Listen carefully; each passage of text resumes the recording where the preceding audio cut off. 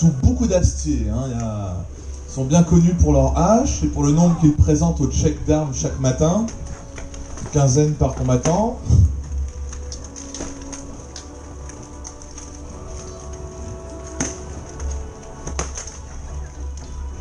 Là, on voit que les comtois manient la hache assez férocement. C'est le bûcheron canadien. Ah, l'un des comtois finit au sol. Très beau travail d'équipe côté Martel.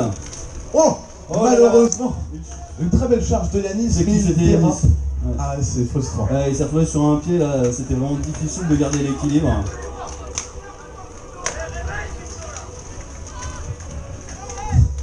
Les combattants en Christopher Pinto essaie de soumettre son adversaire contre la lisse.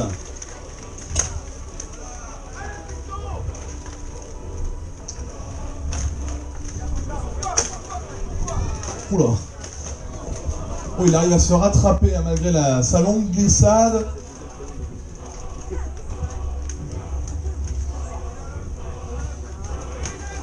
Ah, ils ne faiblissent pas. Et oui, là on a Benjamin de Martel qui tente la première approche. Est-ce qu'il va garder sa stabilité? Pinto envoie son adversaire au sol. Ce qui va changer la donne. Les trois comtois sont coude à coude. Mais c'est même un 3 contre 3. Ah oui, effectivement. Avec 3 comtois.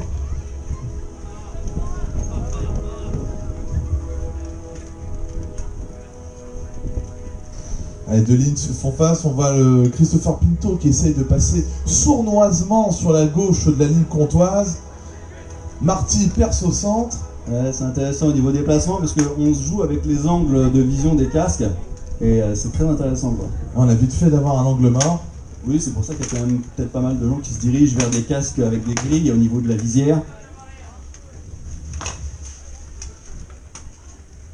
C'est un autre élément à prendre en compte pour surprendre l'équipe adverse. Ouais. Les casques que vous voyez avec de la maille devant les yeux, ce sont des casques d'origine mongole, ottomane.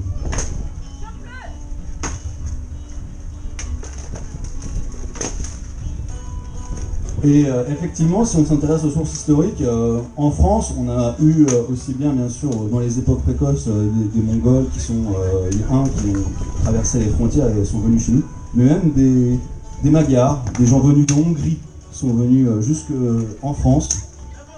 Donc il y avait vraiment des armures hétéroclites que l'on pouvait retrouver lorsque des bandes armées traversaient la France. Ce qui a forcément influencé après les futures armures européennes, françaises.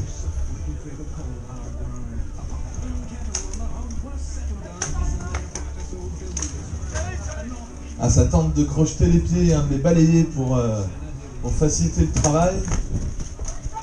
Oh, très beau coup. Bien placé, mais le résultat n'était pas là.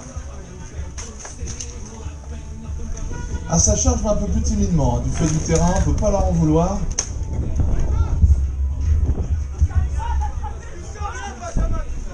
Deux équipes à un niveau là assez proche, il fait qu'aussi du terrain influe joue. Ah, la fameuse technique du canoë, on frappe avec le fer de la hache et la hampe. Pas forcément très efficace, mais qui peut être utile pour se débarrasser d'un de ses adversaires. Nous sommes bientôt à 4 minutes de combat. Alors tout s'accélère, il fallait tenter la charge. C'est équilibré, les deux équipes sont prudentes, mais j'apprécie parce que les coups sont quand même bien portés. Il faut tenter le tout pour le tout. Très bel impact malgré le terrain difficile. Ça travaille les fessiers, les côtes adverses. Pinto tombe. Oh, il a perdu un gant là. J'espère qu'il ne s'est pas blessé à la main. Non, semblerait-il. Ça a l'air d'aller. Les arbitres viennent s'enquérir de son état. Merci de le sortir s'il est blessé. Ou même de ne pas bouger. C'est bon? Ok. C'est bon, secouriste. On remercie d'ailleurs d'être aux aguets et à l'affût pour soigner nos combattants. Ah, nous sommes à 4 minutes 35, 25 secondes. Stop! Stop! Stop! Que se passe-t-il?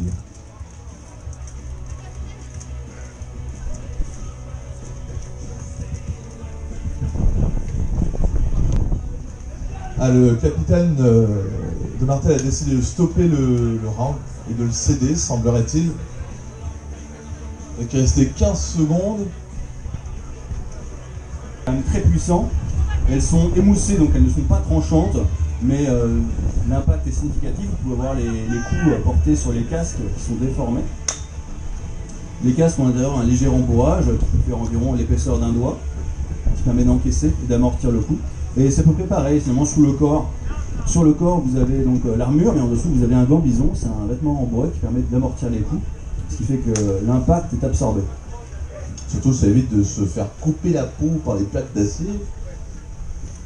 Effectivement, voilà, il y a toujours une couche de tissu au minimum entre l'armure et le combattant. Alors je profite que du fait que les deux équipes se regardent et s'engagent timidement pour remercier la mairie des Andelys, Château Fogas, le Pressoir d'Or, l'OCLA, la Fédération de Béour française, le Béour Île-de-France et bien sûr Terre de France, pardon, pour leur soutien et leur partenariat pour l'organisation de cet événement. Donc on voit une ligne en escalier qui est faite, les martels commencent à avancer subrepticement, doucement mais sûrement à ma droite.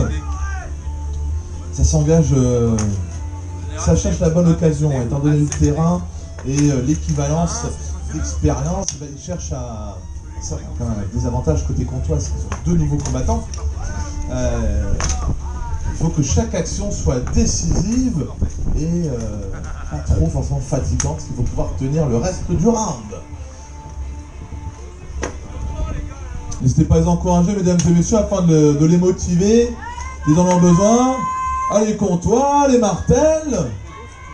On va entendre l'acier s'entrechoquer. Et voilà, tout s'accélère au centre.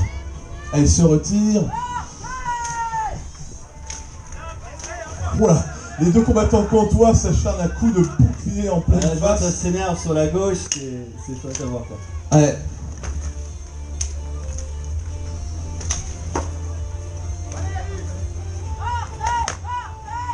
Ah, vous pouvez les encourager bien fort. Ah, il a réussi à tenir face à la balayette de Baptiste Martena.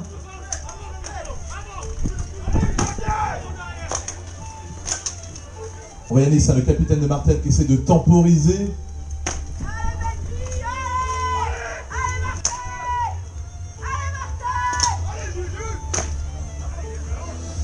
Pendant ce temps, le Benjamin, le capitaine comtois avec sa hache en profil, qui se fait plaisir, il abat son arme. Sur Benjamin, un autre Benjamin. Oui, un autre Benjamin. Oh, il a frappé son camarade et la hache aurait pu partir dans le public. Heureusement, il a la poigne sûre.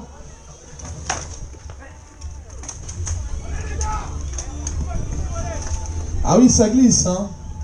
Non, je dis ça parce que j'entends le capitaine Martel se plaindre du terrain, on ne peut pas lui en vouloir. Il n'est pas le seul.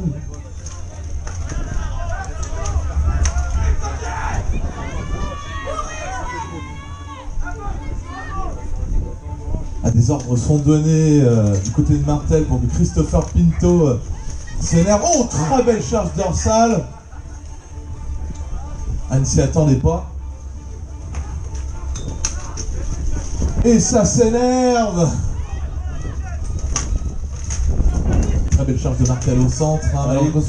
Ils sont trois, il faut qu'ils remontent. Ah oui, il faut qu'ils se dégagent. Il faut qu'ils se dégagent s'ils veulent l'emporter. Ils ne peuvent pas se laisser acculer comme ça. Ah là, ils sont bloqués contre la lisse. Oh, retournement du capitaine. Martel peut encore le faire. Le cas comtois au sol, ils équilibrent. Allez. Est-ce qu'on va avoir un retournement?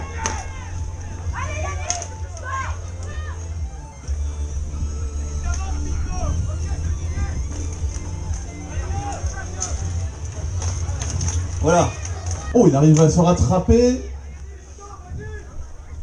Ils sont deux martels acculés en bord de lisse. Ils ont une action vraiment très très limitée là. Il faut qu'ils se dégagent. Allez, si Yanis Ferry tient un bon, ou s'il emporte les deux avec lui d'ailleurs. Il reste 30 secondes pour ce round. Allez, ils ont plus que quelques secondes pour équilibrer là.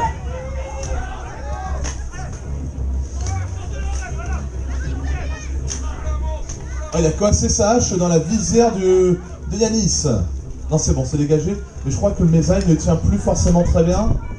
Attention aux arbitres. À bien 5 secondes 5 secondes 3, 2, 1, 0. J'ai l'impression que c'est une victoire 4-2 pour les Comtois. 4-0